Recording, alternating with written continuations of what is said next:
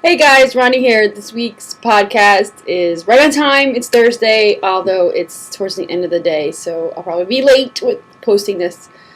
But I'm here, and it's Thursday. I'm getting lots of accomplished on conference and things lately. I feel really productive. Actually, it's funny. I think I'm taking more time off, but having more productive times when I'm on. Does that make sense? So, like, for example, last night, I don't know, around 8:30 or so, I just said, you know what, I'm done. Closed the computer, I laid on the couch with the cat, and I watched TV. Did nothing. I haven't done that in years. So it felt really, really good. And then this morning I woke up and I was like raring to go because I think I took a break, and it's really important for that, balance thing. That balance thing I'm always talking about. Anyway, I have questions. I'm going to do a newer one. Actually, this one's from today. And I thought it was really relevant, and I'm trying to answer the pregnancy-based questions while I'm actually pregnant instead of waiting a year when I have a 1-year-old. So this first question is from Mindy, who actually sent it 21 hours ago. And Mindy says, Roni, I am currently pregnant, as you know, and I have lost about 10 pounds since I got pregnant. I know your first pregnancy was a huge motivation for you to lose weight, and you lost consistently after you had Ryan. I have another friend that did the same. Do you think that pregnancy jumpstarts your metabolism and helps the loss process? Or do you think it's just all about calories in and calories out, and your body just required more calories due to pregnancy and breastfeeding? Mindy, this is an interesting question, and actually one that I've pondered. On whether or not my weight loss attempt post-pregnancy was successful because of other factors besides the fact that I was dieting. But I think really it was more, I really more took advantage of the mental aspects. I don't know about the physical. I'm not a doctor. I'm not sure. Whether or not, I do know that your body, of course, burns more calories while you're breastfeeding because you actually have to produce the milk. So there is that aspect to it. But, and I know when I was following Weight Watchers, they actually have extra points built in to account for that for breastfeeding mothers. So, yeah, there is that aspect. So I think I'm pretty sure that's proven. I don't know. Somebody with more credentials can chime in here, but I think, and again, don't quote me because I'm not a professional, that it's about 500 calories a day. I think they say on average you burn more while you're breastfeeding. But then I hear stories all the time about women, especially like if you read, I read a lot of the lactation boards on the La Leche League. And a lot of women, it's either split. I always read stories about women who are like, oh, the weight's just falling off. I'm breastfeeding. It's such a great thing. And then other women who say, I'm breastfeeding and my body's holding on to every pound and I can't lose any weight. So I think it's a really personal experience. I think everybody's body is a little bit different. And I don't know. I do believe mostly in calories in and calories out. Of course, there's always going to be outside factors that contribute or like hurt or hinder or help your weight loss attempt. For me, though, I really used the first pregnancy as this kind of mental oomph that it gave me, I think, of, your whole world is changing, everything's different, and I just had a different perspective about my body and how I wanted my child to perceive me, and so it was really, I don't know about the physical aspects, but I know for the mental aspects, for me, there was a huge shift in my outlook and my mentality and how I felt about myself after I gave birth. So I did take advantage of that. You know what I mean? But on whether or not my body, I did hear somewhere, and again, this is just like hearsay, that someone said something about, this was a coworker of mine when I used to teach at the community college, and they said something about women's bodies can only create or give up fat cells during 2 times in their lives. By the way, I'm murdering this. I think it's just a rumor anyway.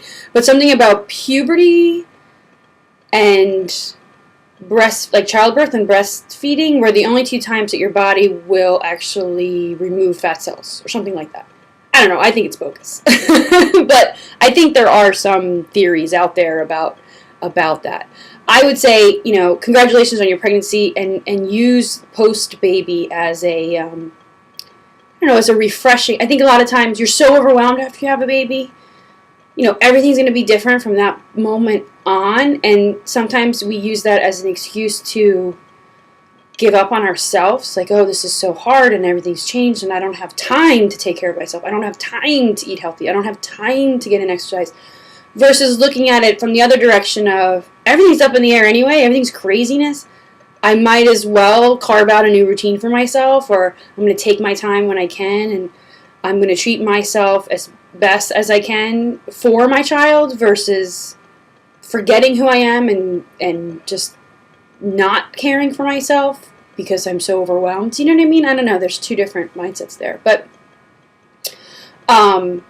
anyway, like I said, I can't answer really I'm looking back at your question to make sure I hit everything. I can't answer your question on whether or not I think it jumpstarts your metabolism. For me, it jump-started my motivation more than anything. But I'm pretty sure that breastfeeding does burn more calories. Naturally, that your body's actually burning more calories. Whether or not that actually helps in weight loss, I mean, if it is just a calorie in, calorie out thing, then it would, if you're eating less. But then a lot of women are concerned with making sure they're taking in enough calories so that they don't hinder their breast milk production, which I never had a problem with Ryan. I'm hoping breastfeeding goes smooth for me again a second time around because it's really important for me to breastfeed. But I haven't never had an issue with milk supply.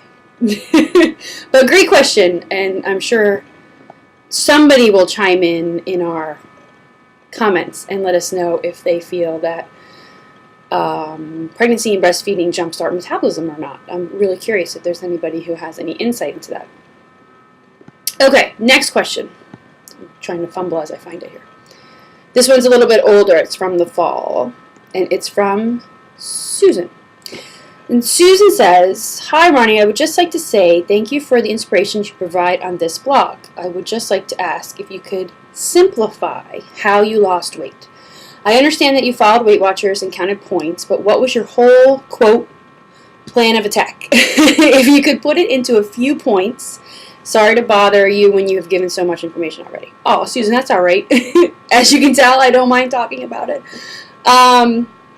My plan of attack and how I actually lost the weight, and I think really it was a shift in mentality of, I always say old Roni.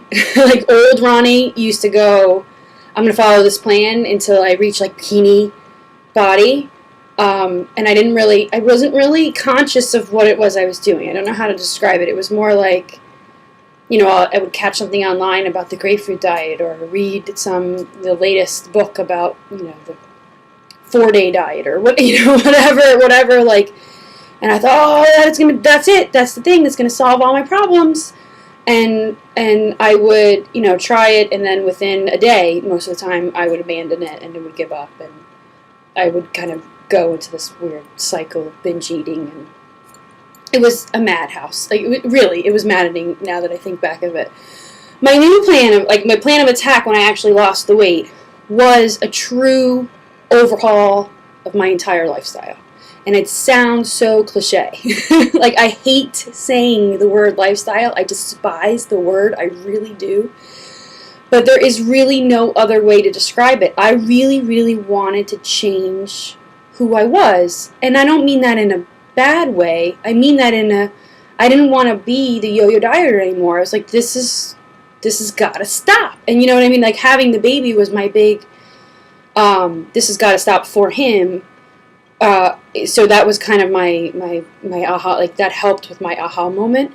But I was like, I don't want to be that person anymore. I don't want to do it anymore. I'm just done. And I'm going to learn how to eat. So my plan of attack was really to learn balance and to figure out the whole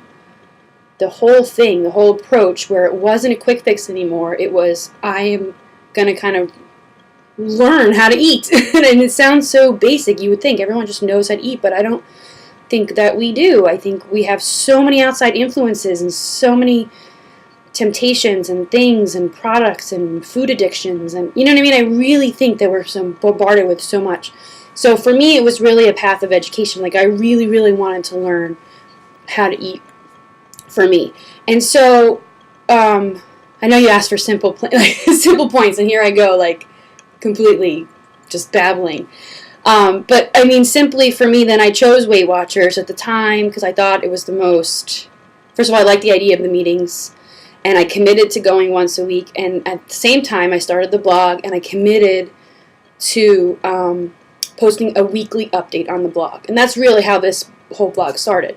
So my first point of in the plan of attack was that I was making a commitment. It wasn't something that I would just fly by night try and then look at the scale the next morning and then give up when it didn't work. It was every week going to this meeting, with the newborn, and I'm going to come home and I'm going to write about my feelings. Gain or loss or whatever, maintain, I don't care what it is, but that way it's always on the surface. It's always present. It's something that I'm doing. So that was my plan number one. My point number one. Point number two is I started journaling. I really did. I used the little things that Weight Watchers gave me. But I would, in the morning, I would plan out my dinner, plan out my lunch, assign point values to it, and then know what points I had left over for breakfast and snacks. And so I did a combination of kind of pre-allocating my points, which I think just leads to just being prepared. So I was really prepared. I knew dinner never came where I went, uh-oh, what are we going to have at that time? That happens more now than it did back then. But while I was losing, I pulled out the chicken breast to get defrosted. I had brown rice. I had vegetables. Okay, that's dinner. That's going to be X number of points. Okay, that leaves me with this. For lunch, I'm going to have this. That leaves me with this many left. So I had a plan. And it literally took 5 minutes in the morning to do that. And it paid off hugely.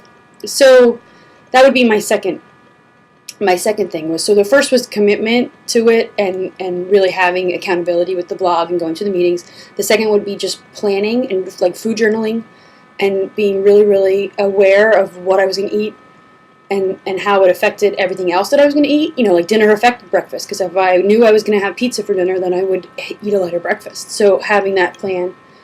And then I think the third thing, I'll keep it to 3 to be simple. The third thing was I committed to just, again, another cliche, you ready? Moving more. It's so cliche.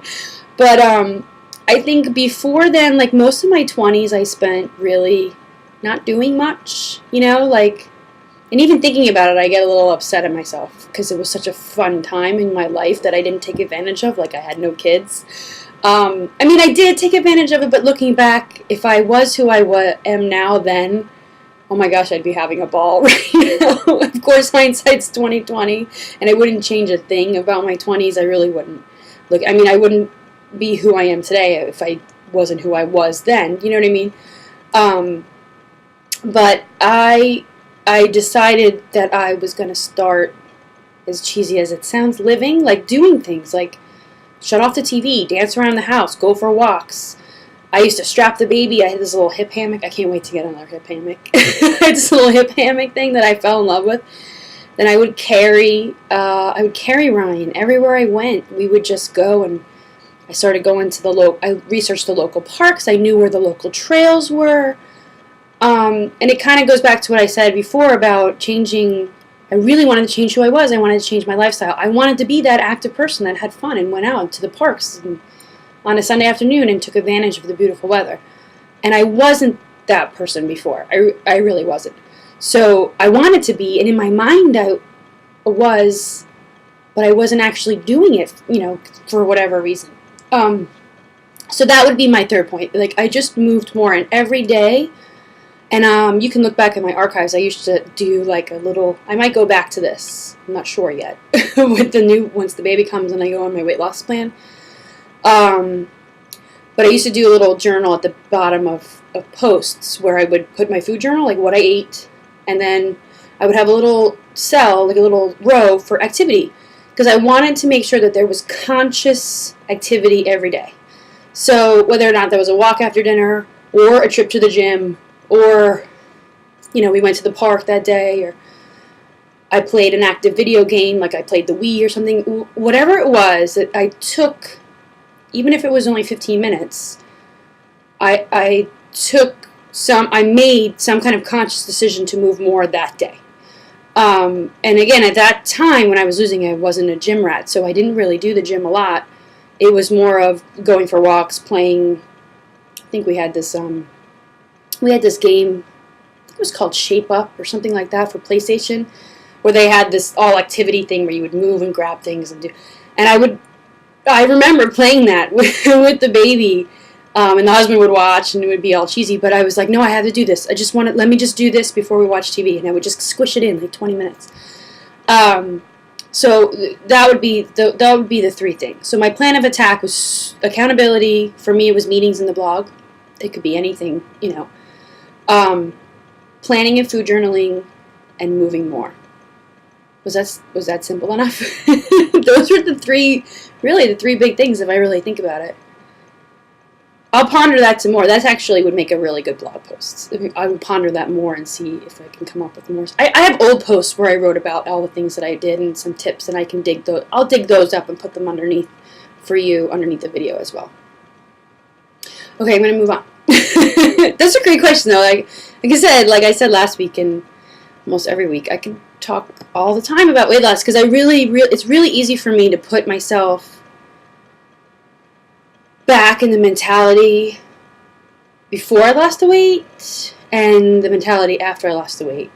And of course now this pregnancy thing it's funny because I'm remembering even more. I'm even more keenly aware of all the feelings I had before I lost the weight because of course my body is different. I'm bigger. I can't wear clothes, and like sometimes I'll go in my closet and I'm like I can't wear anything, and I'm like, oh my gosh, I remember feeling like this every day without pregnancy. You know what I mean? So it's really refreshing all those emotions that go with the weight loss thing that I know a lot of you share, or I wouldn't be here. Okay.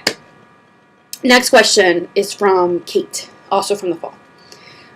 Kate says, Roni, I really admire how you've adopted such a balanced and healthy lifestyle, whether you are caring for a newborn, working full-time, or doing both. This is really similar to the last question. If you could get just 5 things done for your health each day, what would they be?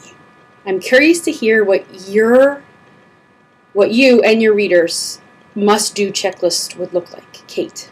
Oh, this is an interesting question.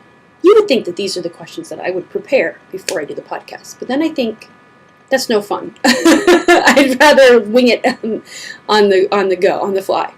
So 5 things. Gosh, and this would change. I think this change is based on like where you are. For me, let's say right now not pregnant, because I think being pregnant is hindering a few of the things, and more like physical.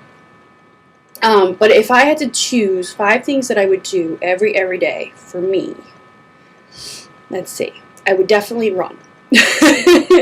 That's one, and because I enjoy it so much. Not so much because I'm burning calories or doing whatever, but literally, like yesterday, I went out for the walk. I don't know if anyone read my Wordless Wednesday post yesterday. Read my Wordless Wednesday post because I can't be wordless. But I went for a walk. I went for about an hour walk, and I did about 3 miles. And it reminded me so much of why I like running. Even though I can't run right now, I really can't. It's just not comfortable at all. But just being outside, I had my headphones on. I bundled up, even though it was beautiful out, but you still kind of you needed gloves and a hat just to stop the cold, the nips from the cold. And it was so gorgeous out. And so I think for me, running has really turned into something I do for physical and mental health. So it's like me, and I have a running stroller. I cannot wait to start running again with the baby. I really can't. So definitely I would put running on my 5 things done for my health each day. The second thing, and this is kind of a new thing, and actually I'll show you this. This is really gross. Alright, see this? I made a green smoothie. This is a recent thing for me, and I know people have either been doing this for years and they're like happy that I've joined the bandwagon, or they think it's the most disgusting thing on the planet, and I don't blame them because it's pretty gross. But I'm starting to do a smoothie a day, which is made purely of fruits and vegetables. And let me tell you, like today, this one, and it looks really gross, I know, but it was really good. It was a banana, a pear, an apple, frozen strawberries, and kale. Sounds disgusting. I'm not going to say it, but it's really tasty because the kale kind of blends right in there and you don't even notice it. I mean, it changes the color, makes it look gross. But I'm drinking basically a green fruit smoothie, right? I've always been a smoothie person. I love making smoothies, but all my smoothies were always fruit-based. Like I always would do frozen berries and frozen bananas and maybe some almond milk or skim milk or whatever. These I use water and just the fruit and the kale. So I'm not even adding anything to them. It's just pure vitamins. And the more and more I'm reading about like kale and spinach and cabbage and all the leafy greens and everything, the more and more, especially pregnant, I want to consume them. And the funny thing is, I feel like now I crave them more. It's really weird. So I think I would do a really healthy smoothie once a day for my health. Like, whether or not I replace a meal with it or if it's a snack. I mean, I did consume, like, if you're counting calories and doing the diet thing, consuming, although on Weight Watchers, these are all free things now, right? So I don't even know how that works. We'll see when I go back on Weight Watchers, but I'm consuming an apple, a pear, banana. I think I even threw some grapes in there. I just threw whatever fruit I could find. And then I literally added almost 2 full cups of kale. Like a lot of kale. That's a lot. For me, that's a lot. I'm not like a veg head. I mean, I am, but I'm not a vegetarian and I don't really consume a lot of leafy greens as much as I probably should. So I feel like I'm doing something really good for my health, and I really want to make a goal to have one a day. Can't hurt, right? It's a lot of calories, but even if it becomes my breakfast after the baby comes. Like right now, I'm not concerned about calories at all, so I'm not even really thinking about it. But anyway, I would make one of those for myself a day. I would totally have, and I thought about this yesterday. So my third thing would be family time. And yesterday when little guy came home from school, I shut everything down. I shut the computer. We went downstairs. And we sat at the kitchen table for like an hour. And just did things. We read his book from the library. We did his homework. We organized his pencil case. And it was just like, look, I'm going to get teary thinking about it. It was just like mother-son time. And I think that's totally invaluable for your overall health. Like, if you have kids. Not everybody has kids. But if you have a significant other, or if you have really close friends, like just having uninterrupted. I mean, think about it. Think about all the things that we do. Cell phones and Twittering and Facebook and all this other stuff, and we're go, we're multitasking all the time. But literally to have like an hour a day, at least minimum, of where you focus on another human being that's important to you in your life. Just do something. That totally is a goal of mine to do every day. And we do like family game nights and stuff like that, which we'll just sit on the living room floor, shut off the TV, and like we'll play whatever. Right now it's Cheerio. What is it? Whatever one where you count the cherries or something like that. I don't know. Oh, excuse me, my nose is running. But so uninterrupted family time would be my third thing. So what did I say so far? Run. Healthy, crazy, leafy green smoothie. Uninterrupted family time. 2 other things that I would do for my health every day. Let's see. Gosh. Sleep. I would go to bed early. I don't really do this a lot, but I would get at least 8 to 9 hours of sleep a day. I don't at all. It's really sad. Sleep. It's one of the things that I have to work on really good. Oh, and I know what my 5th thing is. My fifth thing is I would brush and floss my teeth before I went to bed every day, which I'm getting much better at. So those are my 5 things. So if you guys want to add your 5 things underneath the comments, I would be really, really curious to what they are. And actually, this is another good post we can make a whole post out of that I think would be really fun. And I might make it the question of the week next week. But my 5 things, if I can remember them, let's see. Go for a run. Have a crazy green smoothie every day. Uninterrupted family time. Full 8 to 9 hours of sleep. And brushing and flossing my teeth. Is that what you thought they would be? I don't know. Now I'm really curious. I'm going to totally make that the question of the week. So you can answer below, but I'm going to re-ask next Tuesday when I do the question of the week. Great question, Kate. I love it. It's totally fun. I'm running out of time. I'm babbling. Okay, let me move on. Next question is from Chrissy.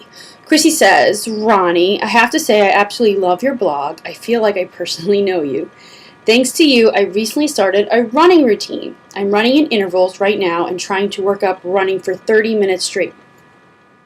My question is that once I get to about 12 minutes of straight running, I get a horrible cramp on my side, right under my ribcage. Any thoughts on why this happens? I don't eat anything heavy before a run. The only thing is that sometimes I have a cup of coffee a little bit before. Not sure if this would be the cause. Thanks for all you do, Chrissy. Okay, Chrissy, really fast. I do not know why they happen. I researched it, and it feels like no one really knows why they happen. I'm sure a trainer or some running professional could probably give more insight. But I also cramp. What I've learned, this is just my own personal experience, is that you're right. I don't eat anything before I run. I like to run on an empty stomach because of cramping. Because I feel whatever. If I'm going to go on a really long distance run, then I would start to eat something. And I don't remember it actually affecting cramps. But anyway, I do the same thing. I don't eat before I run. For me, I noticed a correlation between how fast I'm running and cramping. So you might want to try lowering your pace because you might just be running slightly too fast for yourself. And when I get a cramp, I usually slow my pace down, or I even walk for a little while until the cramp kind of goes away, and then I'll pick up my pace again. But I really think it's about kind of trying to regulate your own pace and your speed and what works for you and your body. And the reason why I figured out that it was speed was that I found out that anytime I ran with somebody that I knew was naturally faster than me, when you run with a partner, it's funny because usually one of you is running slightly faster than you normally do, and the other one is running slightly slower. And I have a few male friends that I run with, and guys are they're just naturally faster. They're naturally faster than me. Like for my 10-minute mile, they have like an 8.5 or 9-minute mile, which is a significant speed difference. And they would lower a little bit, and I would come up a little bit, and without fail, every time I ran with them, I would get a cramp. And so I was like, okay, it's a speed thing. I just need to slow my pace down to a pace that's more acceptable for my body. And that helps me. So besides that, I don't have any other cramp insights or, again, I'm not a trainer. I looked through it, but I didn't really research why they happen, and I don't feel comfortable enough giving like nutrition advice or any of that kind of thing. I could say that when I get them, sometimes like if I was running in a race, putting pressure on them, like so you can't see underneath my ginormous pregnancy boobs, but I would, I'd actually push, like, where the cramp is while I'm running, if I wanted to continue running, because of time reasons or something like that, or training or whatever, and that helps, like, just even putting, like, while you're running, a slight pressure on the cramp it helps me, anyway, a little bit, but I don't know why they happen. I wish I did. I haven't felt a running cramp in a while. I'm feeling all other kinds of cramps right now, but not running cramps. Okay, I am right at 30 minutes. I'll sneak in one more, why not? Right? If you made it this far, you won't care for another 3 minutes. All right, the last question is from Dee. And Dee says, Hi, Roni. I've been reading your blog for a while, and I really enjoy it. Much continued success to you. My question is about pregnancy and fueling your workout and your day. By the way, this email's from November when I was already pregnant, so I'm within 9 months. Anyway, I'm 5 weeks pregnant and starting to have sluggish workouts. I run slowly, and normally I can hit the pavement with only a good chug of water in my system. What I just talked about. That's how I used to run too. Then I eat breakfast when I get back. As long as I do this, I have a fine day, feeling strong and energetic and not worn out by the workout.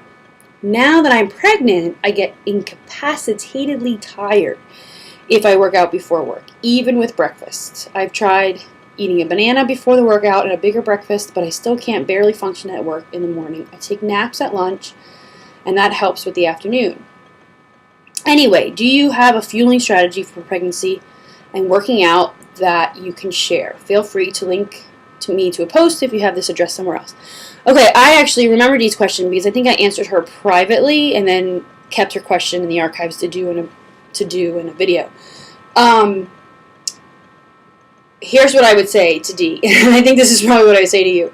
You're going to be I love this word, incapacitatedly tired if you didn't run, I'm sure. So the one thing I think for pregnant runners, which I can't believe I am a pregnant runner, I guess, or I was a pregnant runner, is that you have to acknowledge your new state. So I don't think really there's anything you can do. I did start, once I got pregnant and I was still running, I did start eating before runs because I just thought it just made sense that my body was going to need more calories and I didn't want to go into a calorie deficit pregnant or anything like that. So I did start eating like a banana or a granola bar or something before my runs. But when you're in your first trimester, and other moms will, I'm sure, collaborate with me here. Is that the word I'm looking for? Back me up on this. You're exhausted. I mean, you're just tired all the time, whether or not you're a runner or not, and you kind of have to just get through that part of pregnancy. And then in the second trimester, your energy picks back up again. And I ran in my second trimester as well. Not as much as I did before I was pregnant. And like you said, I ran slower, so I decreased the frequency in my runs, and I just started running much slower. But I don't have any great insight into fueling for running, let alone running pregnant. I just made sure I ate good, healthy stuff before and after runs. Again, you're not trying to do a calorie deficit or anything like that when you're pregnant. So I don't have much in the ideas of fueling strategies because you and I did probably the same thing. And I'm sure, and you can let us know in the comments, that you probably got over the excessive tired stage. Although I feel like I'm re-entering that now in the third trimester. So I have under 8 weeks to go. And just the last 2 days, really, now that I'm in the 8th month, the last 2 days, I've been really tired. Just wanting to take naps in the middle of the day. Very similar to the first trimester, which I think is, again, it's pretty normal. And I'm not even working out. I only work out 2 days a week. So I'm not nearly doing any kind of, strenuous workout routine. So, but great question, G. And I think a lot of people who, I feel like I'm not a natural runner. I haven't been running for years and years and years, so and I'm not an expert in running, so it's really just my experience. But I feel like people that are similar to me, maybe who started running later in life and then got pregnant, I wasn't sure, because I didn't run with my first pregnancy. I didn't know what I should be eating or what I should be doing, and I kind of just based everything on instinct and did what I can when I can. Now, just sheer size, I'm just not comfortable. Walking, love it. I do maybe a little jog in boot camp, but that's about it. Okay, I'm going to go since I'm way over time. Thanks, guys, for watching this week, and I'll be back next week. I have hiccups now. I've been thinking about pre-recording some Ask Roni podcasts to be able to do them once a week through the pregnancy. So I will keep you updated on that and whether or not I can carve out a day where I just do 4 of them, and then that way I don't have to worry about recording once baby comes. And I won't skip a week. So that's my goal, is to not have to skip a week in podcasts once baby comes. So I'll keep you posted on that. All right, gonna go. Thanks for watching, guys.